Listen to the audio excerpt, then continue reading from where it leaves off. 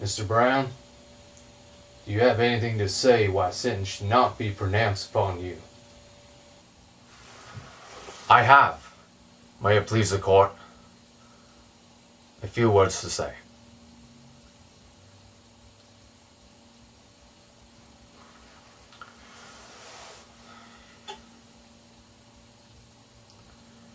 It is unjust that I should suffer such a penalty.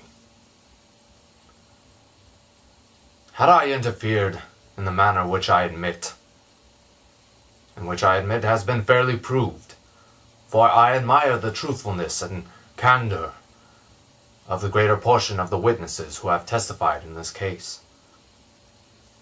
Had I interfered in behalf of the powerful, the intelligent, the rich, the so-called great,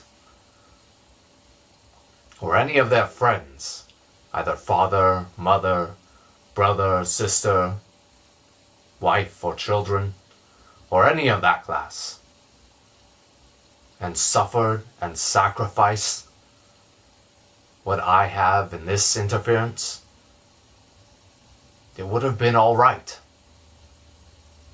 And every man in this court would have deemed it an act worthy of reward rather than punishment. This court acknowledges too, as I suppose, the validity of the law of God. I see a book kissed, which I suppose to be the Bible, or at least the New Testament, which teaches me that all things whatsoever I would that men would do to me, I should do even so to them. It teaches me further to remember them that are in binds, as bound with them. I endeavor to act up to that instruction. I say I am yet too young to understand that God is any respecter of persons. I believe that to have interfered as I have done, as I have always freely admitted I have done, in behalf of his despised poor, is no wrong, but right.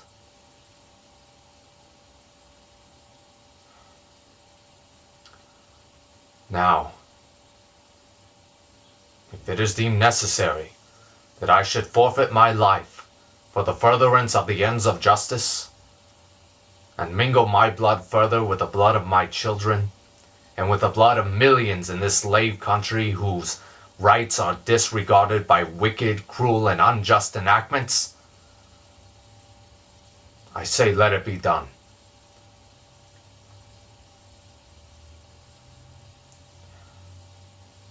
Let me say one word further. I feel entirely satisfied with the treatment I have received on my trial. Considering all the circumstances, it has been more generous than I expected. But I feel no consciousness of guilt. I have stated from the first what was my intention and what was not.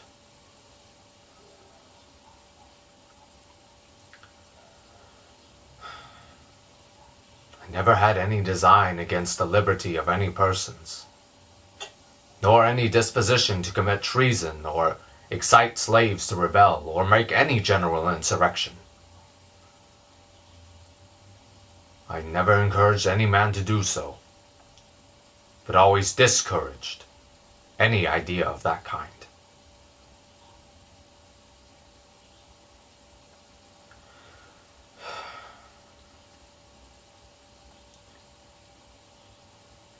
Now I am done. Mr. Brown, please remain standing. Sentencing will continue.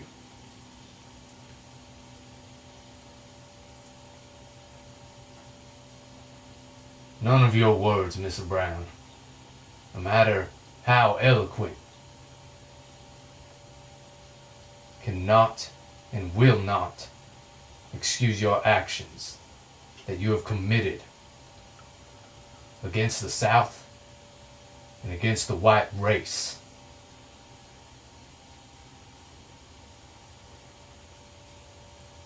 I've made up my mind.